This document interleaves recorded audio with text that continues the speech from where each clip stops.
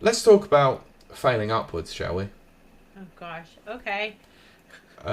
Because let's talk about Rare, shall we? Because that's a Oh, company that's probably okay. failed upwards for quite a long period of time, apart from Sea of I mean, Thieves. have they though? Uh, Oh, well, okay. Sea of Thieves. Good yeah. point. Yeah.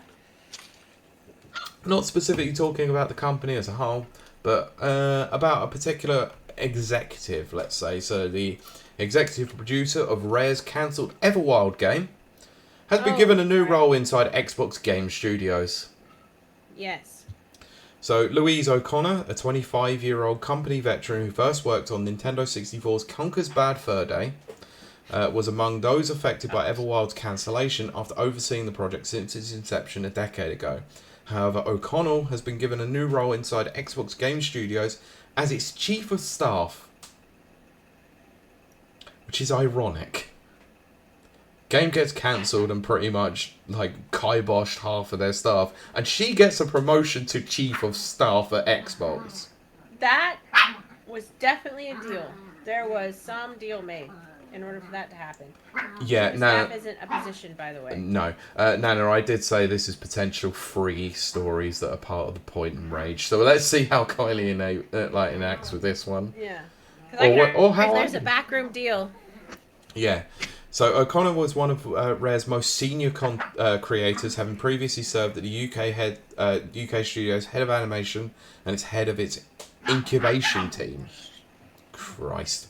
Notably, O'Connor's boss of 13 years, former Rare studio head Craig Duncan, was appointed the head of Xbox Game Studios last year. Right. It's almost like he's employing his friends. Uh-huh. I knew it.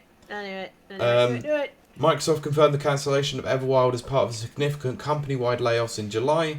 Reportedly saw as many as 9,000 people laid off across all departments, including Rare. As part of the cuts, many senior members of Everwild's team lost their jobs. Notably, one senior creative affected by Everwild's cancellation was Greg Mayles. Mayles was by far Rare's most experienced and influential game designer and left the studio after 35 years. Yeah, I remember that. And also the fact of the matter is that Rare celebrated their 40th anniversary this year. I forgot to add this in as part of the stories, and I thought it was hilarious at the time. Xbox didn't even acknowledge that anniversary because 8-Bit Do did with an actual Rare controller. Oh, goodness. A Rare 40th anniversary controller by a third-party company, not by the company that actually frickin' owns them. They've never been good about Rare. They just haven't been placed. Y'all are being loud. I'm sorry, I'm gonna say this probably about the only way that I can. Microsoft have completely butt-fooked Rare in a major way. They have. And I've never really forgiven them. My Christ. They get them in. Okay, I understand that Grab by the Ghoulies was kind of a passion project. It was a game that they wanted to make. Fine. I totally respect that. Yeah. But then you move them on and make frickin' Connect Sports and the avatars for frickin' Xbox 360 for the longest period of time. What the hell is wrong with you? That's... For any newcomers out there who don't know who Rare is, they were some of the most creative, most successful games out there. Well, let's just say it because it's in the article. Donkey Kong Country, Banjo-Kazooie, Banjo-Tooie, Grab by the Ghoulies, Viva Pinata, Conker's Bad Fur Day, just to name a few. That's not great. Just to name the few. Yeah, I mean, I've often talked of my love of Viva Pinata and Viva Pinata 2, which are Rare creations. Yep. Pretty much, if you've gamed in the 90s or early 2000s, you've played a Rare game. Yep. If it wasn't for Rare, you would never have had Free Radical Design as well. Yeah. Because a lot of those people who end up making... Oh yeah, I forgot. GoldenEye 007... on the N64, went on to then go and make Free Radical Design that then made pretty much what was the quintessential arcadey first-person shooter with Time Splitters. Yep. that's true. But also, We're gonna get to Bananas- Perfect okay. Dark. okay, because you know I want to talk about that. We're getting to Perfect Dark. Don't you worry. Don't you Why worry. is Microsoft Don't bad you at worry. their Don't you jobs? worry. Hold them horses. All right. Yeah. But they have literally done the worst thing they can with Rare. Like, so many years. I don't understand it. Like, Nintendo was stupid for, like, not even taking them on as a first party. But to let them go to Xbox, my God, what were you thinking? Channeling my angry video game nerd there. But yeah, this is the same company that Nintendo wouldn't allow to develop for the Super Nintendo, or for the NES, or whatever console it was. Wouldn't give them a development kit, so they went and bought a frickin' Famicom and reverse engineered the damn thing. It's just... They made Nintendo look stupid. They are some smart ass individuals there. Or well, at least they used to be. But holy crap. Like, what the hell have they done? Like, I hate to see companies like Rare, not just because they're rare, but there's also because they're British, but they're synonymous with the video game industry. What the hell were they thinking? I've never figured that one out. It's like they just bought them and then said, here, go play in the corner. Let's be honest, like, Microsoft have done this a lot though, haven't they? They have. They've done this so many times with other companies. Why put out the money? I just don't understand that. Look at Lionhead. Why put out the money if you're not Another British studio. Another British studio that kind of got absolutely buffooked by them. I mean, that is also Peter Molyneux. Yeah, it is, but they want to retain all the licenses to the games, but they don't actually want to let the studio make them. Yeah. It's like, oh, look, Perfect Dark. Who's the perfect company to go and make another Perfect Dark game?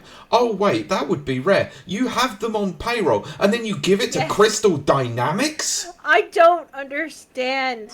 We're getting to that anyway, but sorry, I've got a little ahead of myself there, because we might as well just segue to this one, shall we? Do you see them in the background? I kind of can, yeah. I'm sort of... There's zoomies. They have zoomies I know, right now. but I'm sort of just...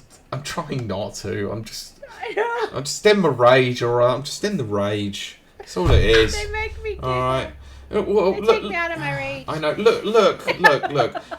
We've touched on it already. Perfect Dark. The reboot of Perfect Dark. We all know it got cancelled. The initiative got shut down, and Crystal Dynamics were working on it.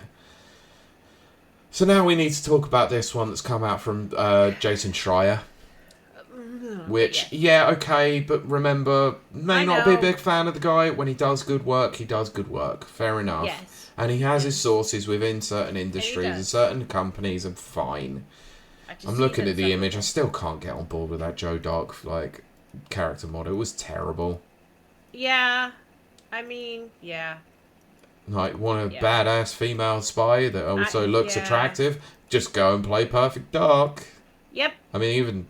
I mean, it's terrible. Perfect Dark Zero was awful, but at least she looked good. Yes, she did. No, I didn't think it was awful. I think it was very of its time. No, it was an awful game. I played that game online far too much, and the mechanics were shocking. It was awful. Yeah. It was an awful game. An awful game. But it's a great lead character. Yeah, fantastic. Iconic, in fact. Yes. You know, consider it's only ever had 2 games under her belt. She doesn't get the, like, praise like Lara Croft gets. And I've never understood that. It's always been weird to me. Yeah, I've found it unusual as well. Yeah. But anyway, we all know it was cancelled. Yes. But there was something going on in the background around about the time of its cancellation. Because Take-Two Interactive were reportedly in discussions to save the Perfect Dark reboot, but negotiations recently collapsed over details of a potential deal. Oh dear. So, according to Jason Schreier, who reports that the collapse of talks between Microsoft, Take-Two, and Crystal Dynamics owner Embracer resulted in an unspecified number of layoffs at Crystal Dynamics last month. So, more job cuts. Hooray! Crystal Dynamics were co-developing Perfect Dark alongside California-based The Initiative, which is a Yep. studio that Microsoft specifically set up for this game. Do you happen to remember when they set them up and they went, we're going to create quadruple A games? Yeah. That really worked, didn't it? Because they released Yeah. nothing. Nothing. This frickin' industry, man. Before the game was cancelled in July and its developer was closed as part of a sweeping layoff at Microsoft. Anyway, so the game, a reboot, I've got caught in two minds there. A remake of the classic spy shooter from Rare was announced in 2020 and featured in last summer's Xbox Summer Showcase, which is an even more bigger slap in the face. Yep. Apparently, all of that footage was kind of fake anyway. Apparently, it was more conceptual than anything. Yeah, I read that too. Anyway, according to Bloomberg sources, Take-Two was in discussion with Microsoft and Embracer to fund and publish the game. But a deal collapsed in part because the companies were unable to come to terms over the long-term ownership of the Perfect Dark franchise. Greed. Microsoft, you frickin' own it. Yeah. Just let it go if you're gonna do nothing with it. Just let it go. Let it go. So, representatives from Embracer, Xbox, and Take-Two all declined to comment, though. So, we're not going to talk about the 9,100 jobs that were laid off as part, with that sweeping round of layoffs. Yeah. It's times like this I really hate doing this show. Why? Because I hate talking about the absolute crapshoot that is the industry that's been overtaken by corporate greed and stupidity. I'm hoping that we're rounding a corner at some point. I hope so, but I just want to play good video games. I know, that's it. And this looked good. Make games great again. That's right, I said it. I don't care. Say it again. You said it last week too. I know. I'm going to keep saying it. My rant should come later. The people at Microsoft, they were very bad. Yeah, anyway, I'm not doing any more of that. That was terrible. But yeah, please make games great again. Please make the games industry great again. Just make them playable, man. Yeah. That would be nice. Playable game. It's just awful. The fact is that Microsoft hold all of these IPs from Rare and they're just doing absolutely nothing with them. Nana's mentioned them there. Banjo, Conker. I'd go as far as saying Killer Instinct now as well, because that's been over 12 years since they've done anything with that IP. Yeah, okay, they got an Xbox Series X version of the game come out, but wow, who cares? Yeah. Jesus, just make another It really good, though. I mean, 2013's Killer Instinct was a fun game from what I heard. Never played it. There's still people online playing. Oh, I know there is. They absolutely love that game. I mean, that's crazy to me, though. Avid streamer and content creator Maximilian, keeps doing the whole bring back Killer Instinct initiative. Bring back KI. Yeah. Killer Instinct is a name that is well known throughout the fighting game community, and yet they're not going to touch it? That's the thing, though. A lot of this stuff is fading from memory. Oh, don't pull my lights. Oh, that's the problem. Yeah. They're not going to have them out there, but yet they're going to allow, some ridiculous cameos to come in at certain points. Yeah. What's the point of giving Nintendo the chance to add Banjo-Kazooie to Smash Ultimate, and you're going to do nothing with the character? Yeah. Why? There's got to be some reason. It's just the money. That was all it was. That's all it is. All it ever is. Same as it ever was. Which is why we've got to stick with the indies right now. Mm-hmm. That's what I say. Or at least support studios that are actually passionate about games they actually want to release. Like Sandfall Interactive. Yeah. Expedition 33. Yes. Actually gave a crap about that game and made it. Good stuff. Really like it. That's all it takes is passion. That's all it takes. Yep. Passion is another of those things that I was saying that you're born with or you don't have. You either have it or you don't. Yes, you do. can't teach passion. It doesn't develop. You just go, I love games. I've loved them my whole life. Everyone who loves games now loved games when they were sitting in someone's lap when they're a kid, not Yeah. like last week. You know, playing for me an Atari 2600 because that's how old I am. But you know, for other people, believe it or not, it's like Xbox 360. I mean, for me, it was sitting on my auntie's floor playing the NES. Oh yeah, and I actually know that about you because I talked to your family and they told me. Yeah, but, exactly. But my point being, yes, if you're passionate about games as a 20-year-old, as a 40-year-old, as an 80-year-old, you were passionate about games as a 2, 3, 4, 5-year-old. Yep. You were born with that passion. I mean, And why those people are constantly looked over in the gaming industry, I'll never understand. nope. Like, Neither do I. do there people in the Microsoft Xbox division, the upper echelon, have they ever even played a game? Because some of them do not sound like they've ever even lifted a controller of any kind in their life. I'm starting to doubt Phil Spencer's actual credibility as a gamer. I think he's got credibility as a gamer, but I think it's far overshadowed by his corporate greed. I think so now. It's depressing. Then it says, for me, it was the Wii and then the DS. Yeah. I'm so old. It honestly doesn't matter where you started. Like, if you're No, passionate exactly. about video games, it started from somewhere. Yeah, and that's the thing. That's the thing. God, all we're doing is soapboxes lately, but it's the thing. Hire developers that are passionate about gaming.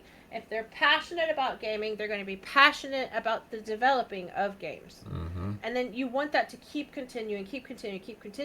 Or we're going to sit here in 10 years from now, we're going to have AI slop, and that's it. And I am not going to be playing AI slop. I'll tell you that right now. Speaking of AI slop, Hey, how's that? no, it's not actually the case. Darn. I was gonna Yes, I did it. I was gonna use it as a way to bash Ubisoft. Ah, yes, okay. Well.